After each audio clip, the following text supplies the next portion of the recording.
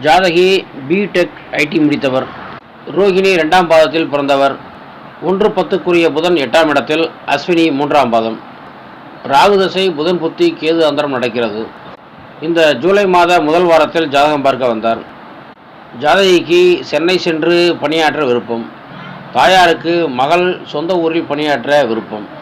லக்னாதிபதியும் 10ஆம் அதிபதியான புதன் 8ஆம் இடத்தில் இருப்பதாலும் 8ஆம் அதிபதி 10ஆம் இடத்தை தொடர்பு கொள்வதாலும் அடிக்கடி பணி மாறுவீர்கள், வெவ்வேறு கம்பெனிகளில் வேலை செய்திருப்பீர்கள் என்றேன். ஜாதகியும் தாயாரும் ஆமாம் என்றனர்.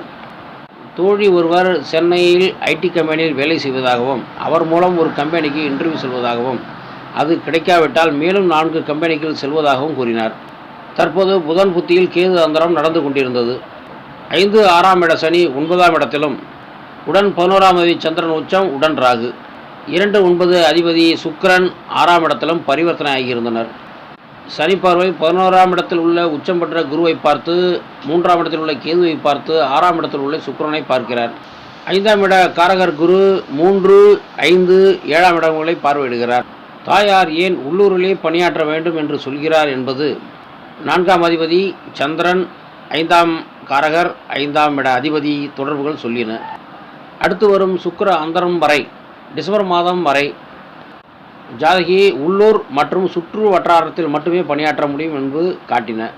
ஜாதகியிடம் கூறினேன், அம்மா, நீங்கள் புதன் புத்தி சூரிய அந்தரத்தில், அதாவது ஜனவரி முதல் வரக்கூடிய காலத்தில் வெளியூர் சென்னை வேலைக்கு செல்ல வாய்ப்பு ஏற்படும். இப்பொழுது நீங்கள் உள்ளூரில் தான் பணியாற்ற வாய்ப்பு இருக்கிறது என்று சொன்னேன்.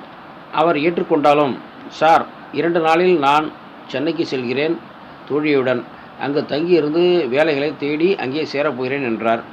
தாயாரும் வேறு வழி இல்லாமல் அனுமதித்தார். இறைவன் சித்தம் அதுவானால் நடக்கட்டும் அம்மா என்று சொல்லி அனுப்பினேன்.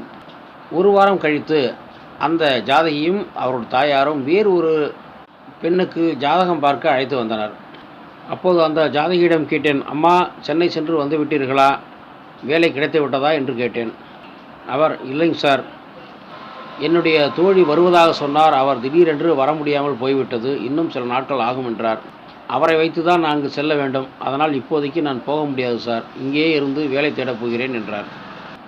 ஆக ஜாதக அமைப்பு எதை தீர்மானித்து வைத்திருக்கிறதோ அதுவே நடக்கிறது.